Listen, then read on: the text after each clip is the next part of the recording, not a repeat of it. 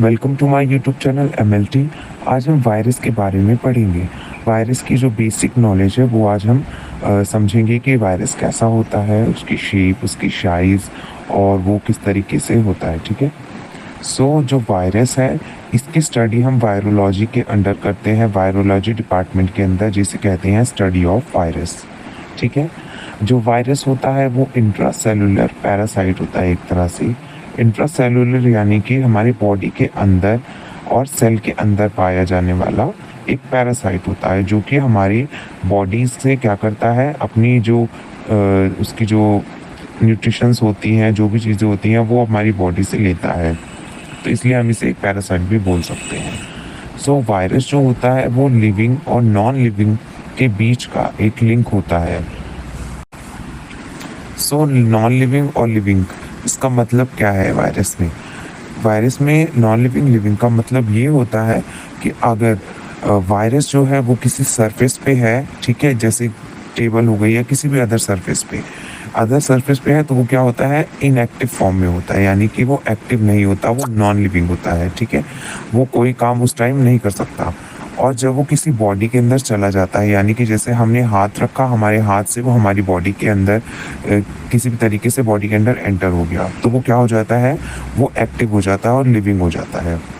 ठीक है। वो सारी, तो वो क्या करता है, हमारी जो सेल होती है उनके अंदर जाके अपने आप को क्या करता है, मल्टीप्लाई करना स्टार्ट कर देता है, तो वो लिविंग कहलाता है। जो वायरस होता है उसका कोई सेल ऑर्गेनाइजेशन नहीं होता। जैसे हमारी ह्यूमंस में जो सेल पाया जाता है, तो जो सेल होता है उसमें कई सारे ऑर्गेनेलीज प्रेजेंट होती हैं। ठीक है। उस सेल को फंक्शन करवाने के लिए बहुत सारी ऑर्गेनेलीज प्रेजेंट होती हैं जो उस सेल को फंक्शन करवाता है। बट जो वायरस होता है उसके अंदर कोई सेल ऑर्गेनाइजेशन नहीं होता, वो सिर्फ सिंगल एक जेनेटिक मटेरियल कंटेन करके रखता है, बस। ये क्या होता है, जो वायरस होता है वो कोई मेटाबॉलिक एक्टिविटीज़ नहीं करता है, इसके अंदर कोई मेटाबॉलिक एक्टिविटी अपने आप नहीं होती है। जो वायरस होता है इसके अंदर one type of genetic material होता है। जेनेटिक मटेरियल मीन्स DNA और RNA। जैसे कि ह्यूमंस में DNA RNA दोनों पाए जाते हैं, उसी तरीके से जो वायरस होता है इसमें या तो सिर्फ DNA पाया जाएगा या तो सिर्फ RNA, या तो वो DNA वायरस होगा या तो वो RNA वायरस होगा। ठीक है। तो एक ही जेनेटिक मटेरियल कंटेन करके रखता है। डायग्राम में देख सकते हैं, DNA RNA जो भी ये कंटेन करके रखता है उसे हम जीनोम भी बोल सकते हैं। वायरस में देयर है प्रेजेंट प्रोटीन, इसके अंदर जो प्रोटीन होता है वो प्रेजेंट होता है। डायग्राम में आप देख सकते हैं कैप्सिड कहाँ प्रेजेंट है। जो हमारा DNA और RNA जो भी प्रेजेंट होता है वायरस के अंदर, उसके जो साइड में जो लेयर बनी हुई है कैप्सिड है वो। ठीक है। ये क्या करता है, जो वायरस होता है उसको क्या करता है, प्रोटेक्ट करके रखता है। ठीक है। उसे मल्टीप्लाई करने में हेल्प करता है और उसे साथ ही साथ प्रोटेक्ट करता है। दूसरा, वायरस का जो साइज़ होता है, उसका जो रेंज होता है 20 नैनोमीटर से लेकर 300 नैनोमीटर तक, यानी कि इसी के बीच में, इसी के लगभग इतनी ही रेंज में जो वायरस होता है इसकी रेंज इतनी होती है। और इसका जो शेप होता है वो इरेगुलर होता है, यानी कि इसका कोई परफेक्ट शेप नहीं होता। जैसे कि बैक्टीरिया में हमें रॉड शेप, सर्कल शेप, इस टाइप के शेप्स दिखते हैं, उस तरीके के वायरस में शेप प्रेजेंट नहीं होते हैं। ये इरेगुलर शेप में होते हैं, लाइक बुलेट शेप।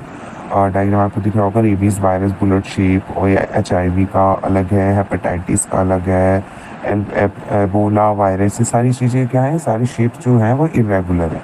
ठीक है। और दूसरा है इसमें कि जो वायरस होता है वो सिंथेटिक मीडिया में ग्रो नहीं होता है, यानी कि जैसे हम बैक्टीरिया को ग्रो करने के लिए कल्चर मीडिया बनाते हैं, उसमें हम क्या करते हैं, सिंथेटिक मीडिया बनाते हैं, यानी कि जो बनी बनाई होती है अगार वगैरह, उसमें बैक्टीरिया को क्या करते हैं, ग्रो करवाते हैं। तो उसमें क्या होता है, बैक्टीरिया जो होते हैं, फंगस होता है, ये सब भी क्या होता है, ग्रो हो जाते हैं। बट जो वायरस होता है वो ग्रो नहीं होता है। ठीक है। किसी भी सिंथेटिक मीडिया जो कि मैनकाइंड द्वारा बनाया गया हो, ऐसी मीडिया में जो वायरस होता है वो ग्रो नहीं हो पाता है। सेल को ग्रो कैसे करें? सेल को ग्रो कराने के लिए लिविंग सेल्स चाहिए होती हैं, जैसे कि कल्चर्ड सेल्स, यानी कि ऐसा कल्चर मीडिया जिसके अंदर सेल्स प्रेजेंट हों, जो कि लिविंग सेल्स प्रेजेंट हों, ऐसे सेल्स चाहिए होता है। दूसरा, एम्ब्रियोनेटेड हैंस एग, यानी कि ऐसा एग चाहिए जिसमें कि जो हैन होता है या जो भी उसका अंदर एग होता है वो बाहर ना हो आया हो, यानी कि वो एग के अंदर ही रहे, तो उस एग के अंदर हम वायरस को इंजेक्ट करके वायरस को ग्रो करा सकते हैं। दूसरा, एनिमल्स के अंदर, उनके भी अंदर भी सेल प्रेजेंट होता है, तो उसमें भी हम वायरस को ग्रो करा सकते हैं। सीधी सी बात ये है कि जो सिंथेटिक मीडिया होता है, जो कि मैनकाइंड द्वारा बनाया जाता है, उसमें हम वायरस को मतलब ग्रो नहीं करा सकते, उसको सिर्फ लिविंग सेल्स चाहिए। ठीक है, लिविंग सेल्स चाहिए ग्रो होने के लिए, क्योंकि जो वायरस होता है वो रिप्रोडक्शन मल्टीप्लाई कब करता है, जब वो किसी होस्ट सेल के अंदर रहता है। सेल के अंदर जाता है तो वो क्या करता है, उसकी न्यूट्रिशन सारी चीज़ें वो अपने ऊपर लगा देता है। ठीक है, उस जो सेल होता है, उस सेल का जो फंक्शन होता है उसको बंद कर देता है और अपनी फंक्शनिंग को बढ़ा देता है। अपनी बॉडी, अपनी जो वायरस होता है वो अपने आप को मल्टीप्लाई करने के लिए उसकी मेटाबॉलिज्म बंद कर देता है, खुद की फंक्शनिंग स्टार्ट कर देता है। इसलिए उसे सेल चाहिए होता है अपने ग्रो होने के लिए। सो नेक्स्ट, जो वायरस होता है उसके अंदर सेल मेम्ब्रेन प्रेजेंट नहीं होता है। ठीक है, जैसे कि ह्यूमंस में जो सेल पाए जाते हैं या बैक्टीरिया का जो सेल होता है उसमें भी सेल मेम्ब्रेन होता है, जिसका काम क्या होता है, प्रोटेक्ट करना, और कौन सी चीज़ें मतलब सेल के अंदर जानी चाहिए, क्या नहीं जानी चाहिए, उसका काम भी सेल मेम्ब्रेन देखता है, यानी ट्रांसपोर्टेशन का भी एक तरह से ये काम करता है। ठीक है, बट जो वायरस होता है उसके पास सेल मेम्ब्रेन तो नहीं होता प्रोटेक्शन के लिए, बट उसके पास क्या होता है, एनवेलप होता है। एनवेलप क्या होता है, एनवेलप जो होता है वो लिपिड बाइलेयर होता है। ठीक है,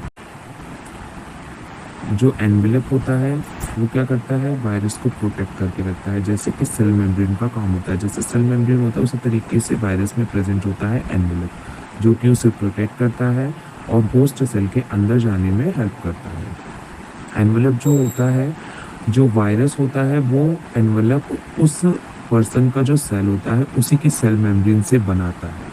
ठीक है, यानी कि जिस इंसान के अंदर वो वायरस है, ठीक है, वो क्या करता है, वायरस उसी की जो सेल मेम्ब्रेन होती है उसी से वो क्या करता है, वो अपना एनवेलप बना लेता है और फिर क्या करता है, वो मल्टीप्लाई करता है और उस सेल से रिलीज होता चला जाता है। सो जो वायरस होता है वो इंसान, जो ह्यूमंस होते हैं उसके अंदर जाता है और क्या करता है, सेल में रहकर अपने आप को मल्टीप्लाई करता है और उस पर्सन की जो फंक्शनिंग होती है बॉडी की, उसको बंद करके अपनी फंक्शनिंग बढ़ाकर मल्टीप्लाई करने मल्टीप्लाई करता है इसी तरीके से।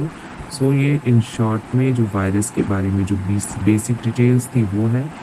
नेक्स्ट वीडियो जब आएगी तो इसके शेप, साइज और इसके जो मल्टीप्लिकेशन का प्रोसेस होता है वो किस तरीके से होता है उसके बारे में जानेंगे। वीडियो कैसी लगी, अगर हेल्पफुल रही तो कमेंट करके बताएं और चैनल को लाइक करें, सब्सक्राइब करें। Thanks for watching.